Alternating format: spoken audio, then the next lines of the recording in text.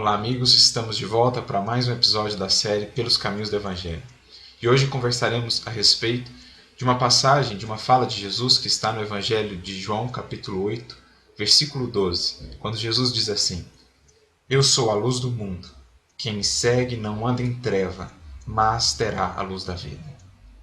O que Jesus quis dizer com isso? Para a gente entender essa frase dele, nós vamos separá-la em duas partes. Primeiro estudaremos ou refletiremos a respeito do Eu sou a luz do mundo, para depois a gente refletir: quem me segue não anda em treva, mas terá a luz da vida. Muitas pessoas têm dificuldade em entender o porquê Jesus se utiliza tantas vezes da expressão eu sou a luz do mundo, eu sou o caminho, a verdade e vida. E muitos até mesmo compreendem um pouco equivocadamente essa expressão como se Jesus fosse alguém que se valorizasse demais, no sentido de exaltasse demais a sua condição, né? Eu sou. Mas naturalmente que essa é uma visão superficial. Nós precisamos entender o contexto dessa expressão naquela cultura. Essa expressão para qualquer israelita de então lhes remetia a uma passagem muito importante do Antigo Testamento, ou da Torá, da Bíblia hebraica, que está narrada lá em Êxodo, capítulo 3, versículo 14, no simbólico encontro entre Deus e Moisés. Nesse encontro, em determinado momento, Moisés questiona o nome de Deus. E então Deus diz: Eu sou aquele que sou. Dirás aos israelitas: Eu sou, me enviou até vós. De maneira que a expressão eu sou estava ou passou a estar então associada ao nome do próprio Criador, à sua natureza divina. E ao se utilizar dessa expressão com frequência, Jesus, na verdade, está expressando a característica ou a natureza da sua tarefa. É como se ele dissesse: eu sou aquele que vem em nome do Criador. A minha tarefa tem uma natureza divina. Eu sou emissário daquele que é. Então, ao se utilizar dessa expressão, Jesus está fazendo uma referência ao Criador, dizendo que vem em nome dele para cumprir determinada tarefa. E está fazendo uma referência também à sua comunhão com o Criador. A sua conexão com ele é de tal modo profunda que ele passa então a refletir a própria natureza divina. Por isso ele diz em outro momento: eu e o Pai somos um. Quando Jesus dialoga com a mulher samaritana, em determinado momento ela diz: dizem aí que vem um Cristo que vai nos esclarecer a respeito de todas as coisas. E então Jesus diz: eu sou aquele que fala convosco. Então ele estava, na verdade, falando da natureza da sua tarefa e da sua comunhão com Deus. E assim nós entendemos melhor a expressão eu sou a luz do mundo. Porque a doutrina espírita nos revela Jesus como um espírito crístico, aquele que na Terra tem a responsabilidade de coordenar a evolução de todos os seres que aqui estão no seu processo educativo. Mais de 20 bilhões de almas, segundo Emmanuel. Então ele é aquele espírito que recebeu de Deus a incumbência de orientar, de iluminar e de educar todos esses espíritos. Ele tem a tarefa de refletir a luz divina para as criaturas humanas que evoluem aqui na Terra. Então, em última ou em primeira instância, depende da perspectiva, ele é o responsável pela evolução de todos os seres, ele é responsável pela condução de todos os espíritos aqui. E claro, para isso ele conta com inúmeros colaboradores, os seus ministros, numa espécie de hierarquia espiritual quase que infinita, desde aqueles mais próximos a ele até aqueles que estão aqui mais próximos a nós. Sempre aqueles mais elevados ajudando aqueles que ainda não galgaram tanto os degraus da evolução. Então Jesus é para nós como se fosse o sol moral, o sol espiritual da humanidade. Assim como o sol físico sustenta a vida física na Terra, Jesus é o sol espiritual, que sustenta a vida espiritual e moral da humanidade terrestre. No capítulo 1 do livro Ave Cristo, o instrutor Cláudio irá dizer: Cristo é o sol espiritual dos nossos destinos. A luz, a reflexão da luz divina para todas as criaturas que aqui evoluem na Terra, mesmo para espíritos bastante adiantados, Jesus continua sendo essa luz divina. Então nós já entendemos essa primeira parte, o caráter da tarefa de Jesus, a sua comunhão com Deus e a sua posição de refletor da luz divina para os espíritos da Terra. Mas vamos então à segunda parte, o que Jesus quis dizer com a frase: quem me segue não anda em treva, mas terá a luz da vida. Para entender melhor essa frase de Jesus, nós precisamos compreender que a luz com que nós enxergamos a vida é uma luz espiritual. Nós enxergamos a vida, as situações, as pessoas, não apenas com os olhos físicos, mas sobretudo com a nossa visão espiritual.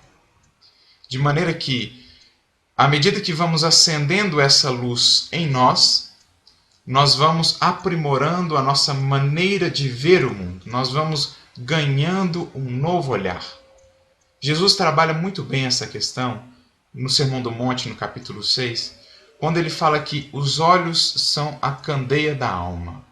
E ele diz que se os seus olhos forem bons, ou seja, se você tiver um olhar positivo para a vida, se você tiver um olhar otimista, um olhar de encontrar em todas as situações, em todos os lances do caminho, encontrar coisas boas, oportunidades de crescimento, encontrar potenciais nas pessoas, enfim, se você tiver esse olhar bom, então todo o teu corpo terá luz.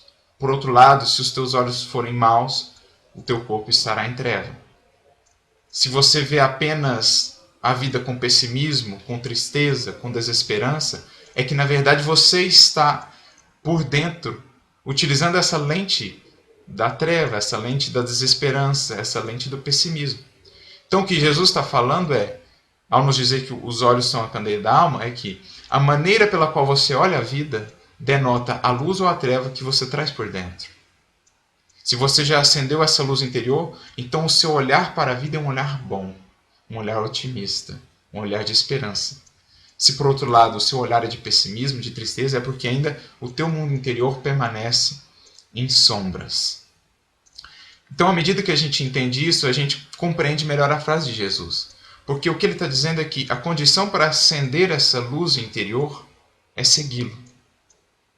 A condição para que essa luz interior, que nos clareia os caminhos da vida, que nos clareia o mundo exterior, para que a gente veja as coisas boas, para que a gente perceba a atuação divina, onde muitos veem apenas dificuldades, onde muitos veem apenas sofrimento e dor, para que a gente possa ver ali crescimento e oportunidade. O segredo, a chave para isso é segui-lo. Claro que isso não representa, não significa tornar-se cristão, não é uma questão de rótulos. A questão é, seguir Jesus significa aplicar à nossa existência os seus ensinamentos, viver em conformidade com aquilo que exemplificou, porque o seu evangelho, a sua boa nova, é na verdade um modo de vida exemplificado por ele em todos os momentos da sua existência, que demonstra para nós, que reflete para nós como ter uma vida em plena harmonia com as leis do Criador. Por isso também Jesus é a luz do mundo, porque ele reflete para nós uma vivência plenamente harmonizada com as leis divinas. E é essa harmonização com as leis divinas que acendem aos poucos a nossa luz interior. É isso que Jesus está dizendo. Quando nós deixamos de seguir essas leis divinas e estagnamos espiritualmente, seja por ignorância ou por rebeldia, caímos na cegueira espiritual. Porque Emmanuel vai definir que a cegueira real é aquela que envolve a mente e o coração na noite da ignorância ou da rebeldia.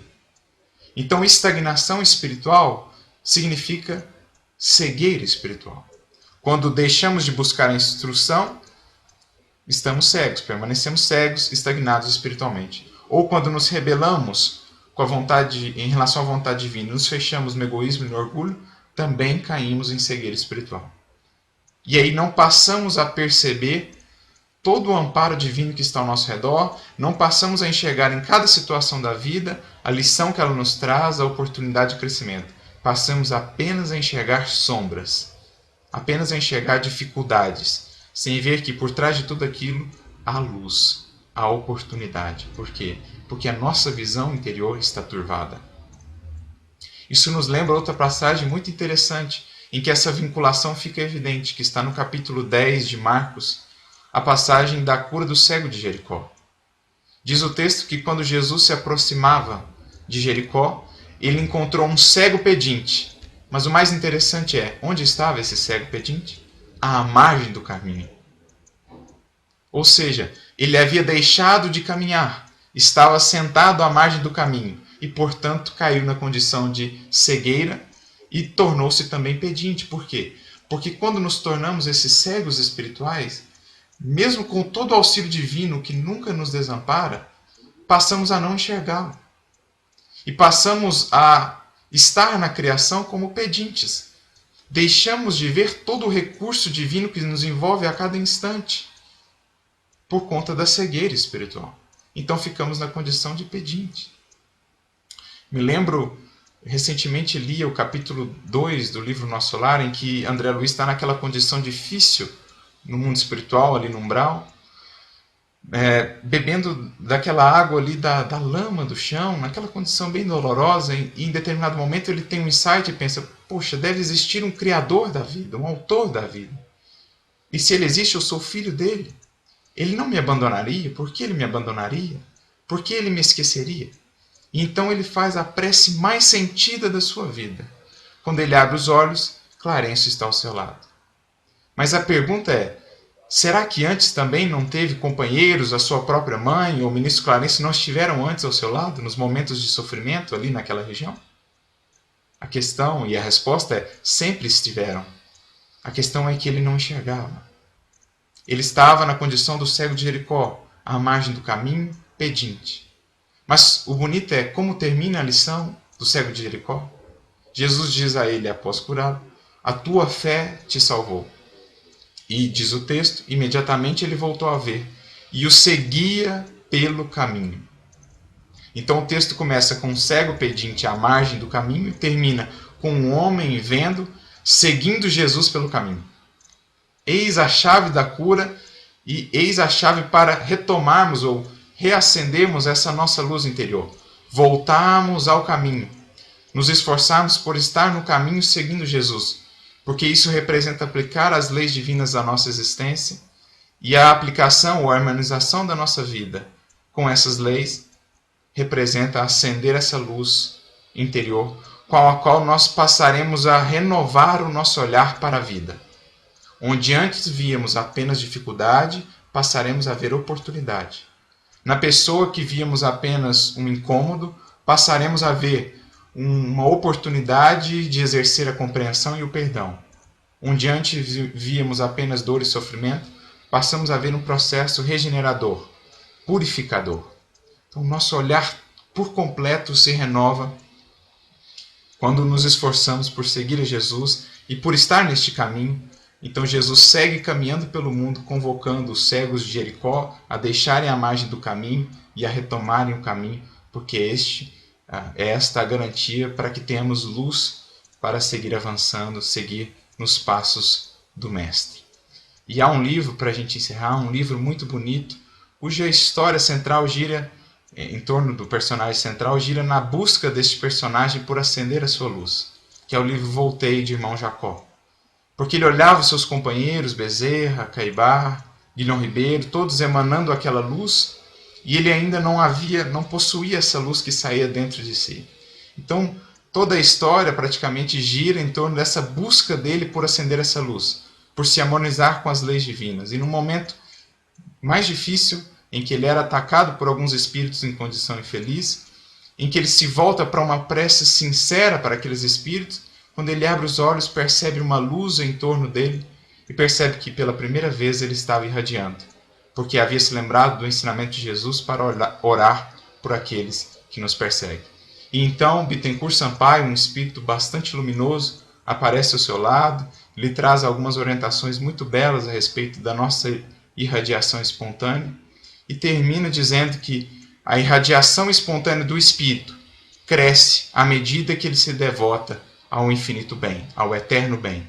Ou seja, à medida que ele se devota à aplicação das leis divinas em sua vida, o que significa seguir Jesus, aplicar as orientações do Mestre no Evangelho à nossa existência, à medida que fazemos isso, acendemos a luz por dentro e, portanto, não temos mais a temer a treva.